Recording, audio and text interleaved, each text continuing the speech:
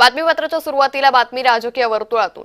राज्यभरात अल्पसंख्य दुबार मतदार सुमारे 17 लाख आहे। महाविकास आघाडीचा विजय या मतांच्याच आधारे झालाय का?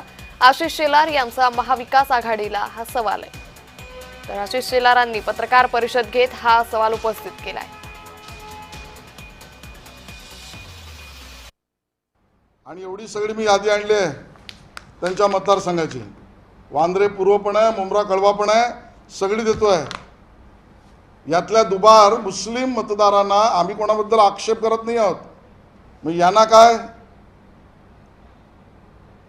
यांच्याबद्दल वेगळा नाही। हिंदू दुबार मतदारांना वेगळी भूमिका, मुस्लिम आणि अल्पसंख्याक दुबार मतदारांना आरती ओवाळायची। आणि राज ठाकरेजी दुबार मतदार केवळ तुम्हाला मराठी माणूसच दिसतोय? दुबार मतदार तुम्हाला केवळ हिंदू माणूसच दिसतोय? बडव बडव बडवायची भाषा तुम्ही या मराठी आणि हिंदू आणि दलित मतदारांबद्दल करताय?